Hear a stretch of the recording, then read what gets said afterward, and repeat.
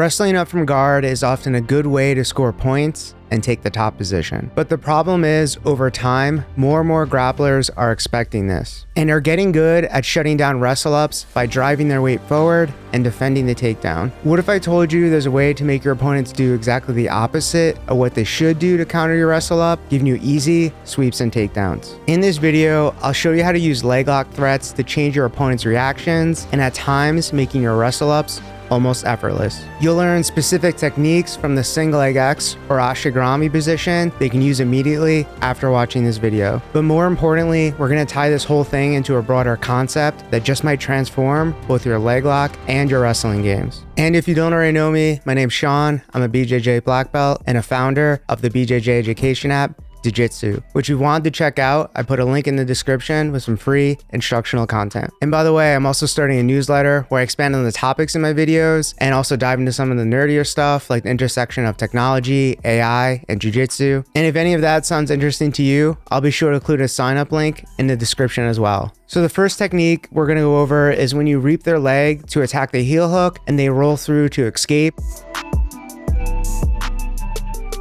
But before we do that, I wanted to mention that all the instructional footage I'll be sharing with you in this video are from Adam Benayoun. If you're not already familiar with Adam, he was recently a top 10 ranked grappler in Flow Grappling and is the head instructor at his academy, Black Hat Jiu-Jitsu, just outside of Washington, D.C. And he's uniquely qualified to talk about the subject of this video, having received his brown belt from Marcelo Garcia, who is known for his ability to wrestle up from single leg X, and having received his black belt from Ryan Hall, who is known for his leg locks. So now with that out of the way, let's go on to our technique. So Adam's here with single leg X and he's going to reap through to expose the heel and attack the leg and use that reaction to wrestle up and get on top. I start to reap. As Frank rolls, I'm unwinding the position. I'm making a little bit of space. Let me just rotate this way. I'm making a little bit of space. I'm letting my right foot come out. And the tricky part for people tends to be creating enough space to get your left foot out. If I do this, I kind of get caught up on Frank.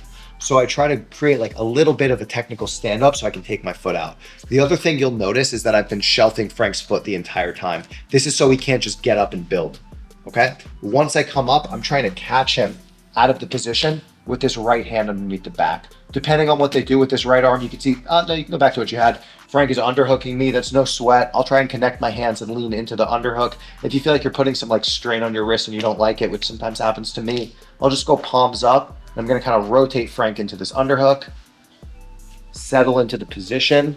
If they wind up latching onto this back leg, like connect your legs, no sweat, just start to continue to come forward and work on slowly but surely creeping your knee out of this space. One important detail Adam mentions is that when you come up and you're in this position here, take your time and be careful where you put your weight. That you're not over pursuing and taking yourself to the side.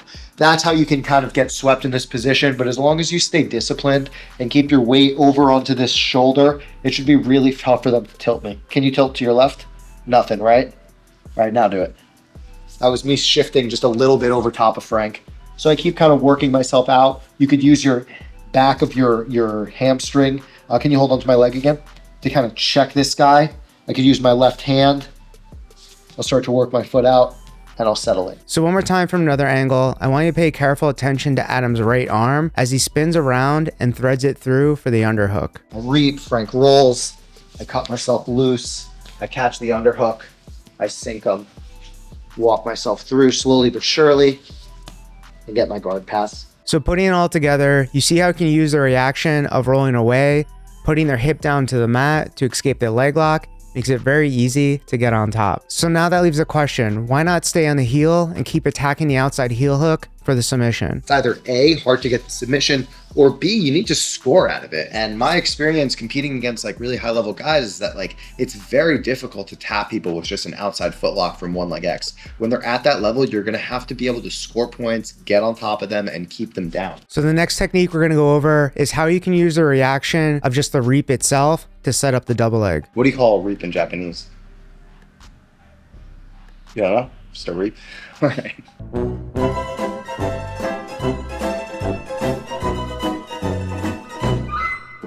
So we have them here again in single leg X. They're on one knee. This time we're gonna reap through, but they're gonna turn back to face you, clear the reap, and open up their knee, which gives you a good timing where you can then immediately build up into a double leg. I throw this reap at Frank. He opens his knee. I build up. I put him to a hip. I connect my hands, start to pull his hips underneath me, and I try to enter the body lock. So to explain how this all works, normally in the single leg X position, when you go to reap, their knee is going to be blocking you from just coming up and wrestling right up. But as they go to clear the reap, they're going to open the knee, taking it off, while at the same time, there's a brief window where their weight is still back on their back knee and on their hand. I start to reap. This time, Frank doesn't want it to happen, so he starts to open up his hip. When I feel like he's opening up this leg, it opens up the knee from crowding me. If Frank is doing a really good job of keeping his knee on me, you can keep it on me, it's hard for me to sit up. It's hard for me to get the double. Even if I get Frank's hands off, this thing is in the way. So what I like to do is I throw this leg over. If I feel him start to open, I'll begin to build. Also, one important word of advice from here. Adam says you should resist the urge to try to work towards your opponent's back from here. Rather, you should keep your hands locked and stay on the double. If I start to throw a good reap at Frankie and he blocks it, I'm like, cool, I'm coming up for that double. Start to build. Then the same thing applies. I'm just mindful of him trying to get back up. I would really fight the urge, by the way, to try to go behind them. This is a situation where Frank can immediately start to build and make me have to wrestle him down. It seems like a good idea, and it's unfortunate because a lot of the time you'll get really like positive feedback. Do this to blue belts, purple belts all day, and then you start to go against, well, blue and purple belt is relative now, but go against someone that's at an intermediate level and get the back all day. But when you start to go against people that are really, really skillful, they're going to build, you're going to have to wrestle them down, and it can get really tough. So I prefer just staying on the hands locked double. Before we get into the next technique and go over a broader concept that ties everything together, if you haven't noticed already, the instructional footage in this video are from a course called SLX Evolution by Adam, available on Digitsu. The focus of this course is on standard single leg X, like what we've been covering in this video, and in single leg X with an outside short hook. It goes over additional leg attacks and wrestle ups you can use with the concept we explained in this video, as well as when to work understyle attacks like the inside spin. It also includes over an hour of rolling commentary with his students, so you can see the techniques and concepts used in action, which also includes some additional details. The full course is behind a paywall, but I wanted to share some of the things with you in this video. If you want to check out the full course, I'll be sure to include a link in the description below. Your legs are not your biggest problem. Your biggest problem is you completely drove your weight back to defend, resulting in an easy wrestle up. The next technique we're going to cover is how to wrestle up into the double leg from the single leg X position itself, without using a reap or anything like that. The important detail to focus on with this is to drive the weight backwards into their back hand and their back knee so you can come on top. I have my foot on the hip, I'm checking the center, and I start to move Frank around. So being in tune with where your partner's weight is really important.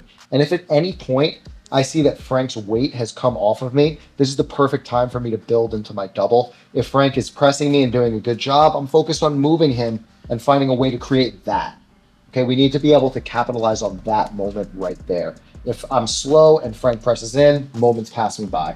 I move him again, I get his weight off of me, and now I can start to build into my double.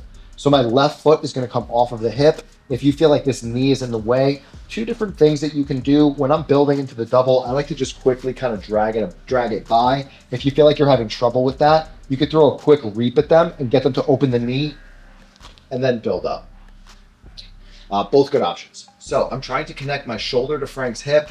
I'm really trying to get my left arm all the way through, and I'm trying to find his second leg before I get up. When I'm ready to build, I'm thinking about doing like a small technical stand-up almost. I'm going to push myself up to my knee. And a really important piece with this is try not to spear your partner upwards. Think about dropping them down into the mat. And when you go to wrestle up here and you have them trapped and their hips down, most often the opponent, they're going to try to make space. They're going to frame out this arm and build back up themselves. Adam has some really good tips to break them down and prevent this. When we land, there's plenty of different things that can happen. I'm trying to stay in tune with how Frank responds next. You guys can see that just by the shape of Frank's body, he's ready to do what? Technical stand-up, right? If I hit the double and Frank immediately concedes to his back, awesome, easy score. But I'm anticipating that this dude is going to try to get back up. So when I get my finish, what I like to think about doing is getting myself from the hip over towards the body lock. And what I like to do is kind of pull inwards a little bit And once I get their hips underneath me, I'm gonna use my shoulder. Sorry, can you turn a little bit? I'm gonna use my shoulder to draw Frank flat over my inside arm. When you're building, it's really important that you're mindful of your balance. Can you try to like whip me around left, right, over the top? I'm pretty stable. If I shift a little bit, him moving me to my left takes me off base. If I lean too far forward, he can start to destabilize me. So you're gonna have to be in tune with where your positioning is, get a hand under the back, hold him in a little bit, and now I'm gonna use my shoulder to draw Frank into this corner where he has no base on the mat.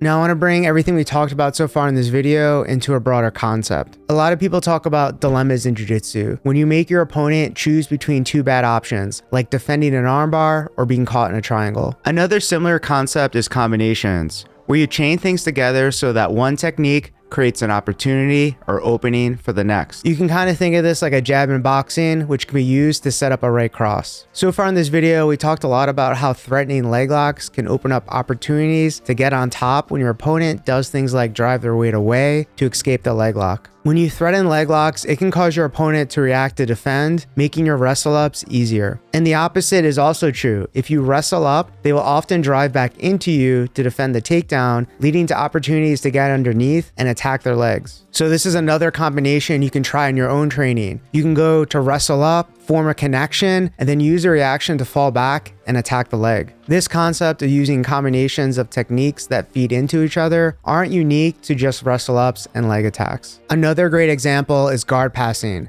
Most guard passers have a side they prefer to pass to, usually their left, which is a topic we covered previously on this channel. If you want to learn more about it, I'll be sure to put a link in the description below. But when you start introducing passing combinations where you switch sides, your opponent has to respect both directions.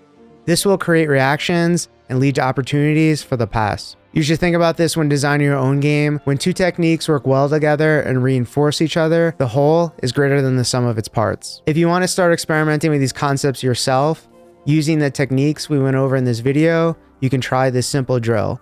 Start in single leg X and alternate between threatening leg attacks and wrestle ups. Pay attention to how your partner's defensive reactions change.